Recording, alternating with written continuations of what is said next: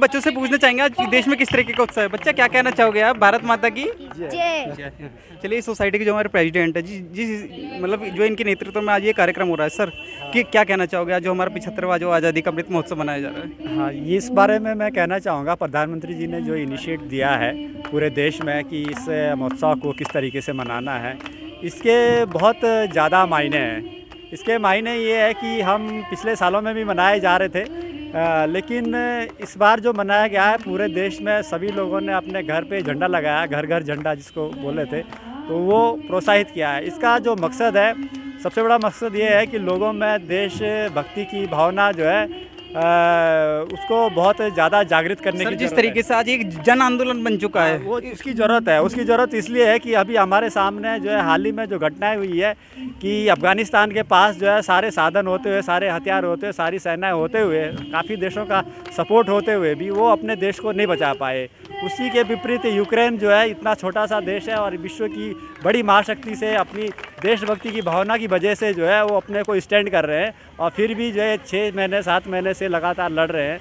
तो ये जज्बा तभी होता है जब देश के लोगों में देशभक्ति की भावना होती है। उसके लिए हमें जो है ऐसे जो महोत्सव होते हैं उसको लोगों के दिमाग में जो है बरकरार रखने होते हैं और देशभक्ति की भावना पैदा करके रखनी होती है। तो हमने इनिशिएट किया है अपने सरदारा सोसाइटी में इस चीज़ का, हमारा ये पहला स्वतंत्रता दिवस है सोसाइटी बनने के बाद, और इसको आगे बरकरार रखते हुए बढ़ाते रहेंगे और ये बहुत अच्छी बात है। और सोसाइटी में जितने लोग हैं सब लोग इसमें जो है बढ़ चढ़ कर हिस्सा ले रहे हैं। Thank you. ये देखिए आज हमारे बीच में कुछ हमारी मातृशक्ति भी है, इनसे भी जानने का प्रयास करेंगे।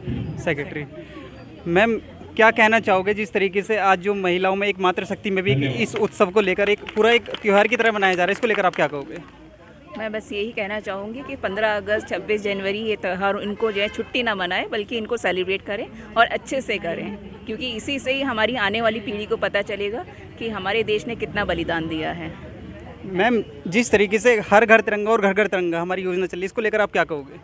ये योजना बहुत ही अच्छी है। इससे हमारे अंदर जितनी भी देशभक्ति है, वैसे तो सभी में है, पर इससे और जागेगी। तो हमें बहुत अच्छा लगा कि इस तरह की योजना हमारे मोदी जी ने चलाई है, तो उसके लिए थैंक यू। अंत में आज़ादी के अमृत महोत्सव पर क्या संदेश देना चाहोगे? मैं सभी को ये बोलना चाहूँगी कि अपने मन में ये भावना हमेशा बनाए रखें कि आप एक सच्चे भारतीय हैं और अपने देश पे हमेशा गर्व महसूस करें और अपने तिरंगे की आन बान शान हमेशा बना के रहें।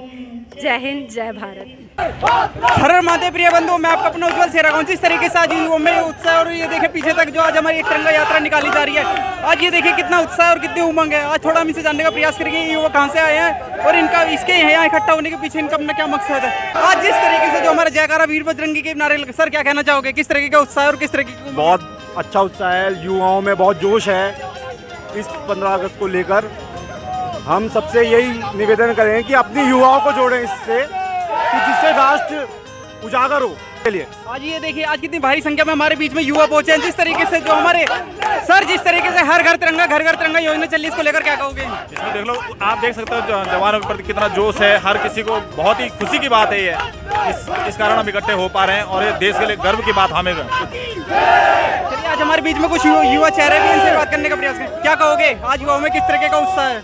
गाँव में बहुत ही अच्छा उत्साह है। आज सभी युवाओं के अंदर एक एकता होनी चाहिए, यूनिटी होनी चाहिए भारत माता को लेके, और सिर्फ अच्छी बातें होनी चाहिए। रोड पे कोई दंगा दुंगा नहीं होना चाहिए, सब भाई एक साथ रहें, सब खुश रहें, सब एक साथ आगे बढ़े। चलिए, आज हमारे बीच में पीछे तक भी कुछ युवा हैं, इनसे भी बात करने का प्रयास करेंगे। देश में किस तरीके का उत्साह है और किस तरीके की उमंग है, क्या कहना चाहोगे?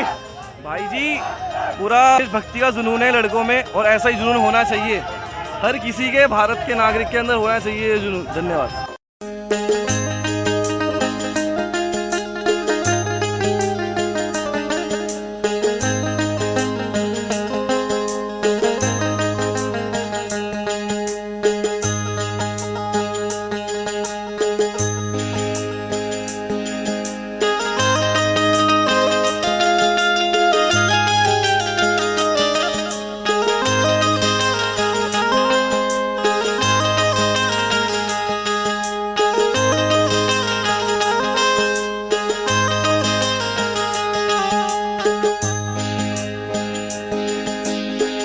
मैम, जिस तरीके से हर घर तिरंगा और घर घर तिरंगा जो मोदी जी के नेतृत्व में ये अभियान चल रहा है, इसको लेकर आप क्या कहोगे?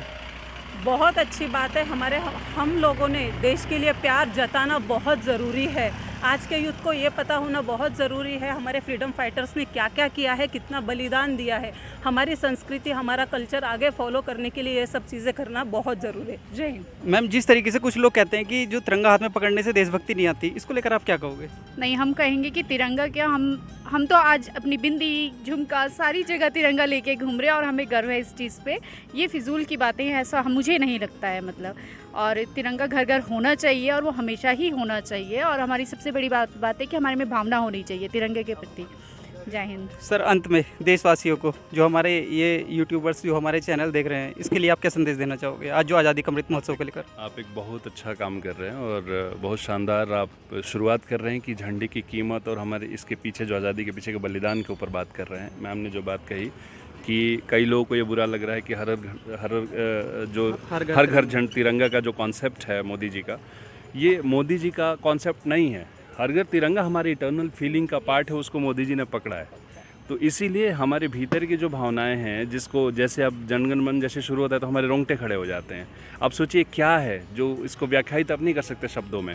ये एक ऐसी फीलिंग है जो हमें अपने पूर्वजों से, अपने पुरखों से जोड़ती है, जो इस देश की सभ्यता और संस्कृति और इसकी आज़ादी के लिए अपना त्याग और बलिदान किया है। मैं सबसे यही कहूँगा कि किसी भी कीमत पर अपने झंडे की शान गिरने मत दीजिए और हम यूनाइटेड इंडियन एक साथ सारे भारतीय समग्र रूप से पूरी दुनिया के सामने एक साथ खड़े रहें, जाति धर्म से ऊपर उठ के, ताकि विश्व में हम विश्व गुरु के बनने की राह पर निकल पड़ें।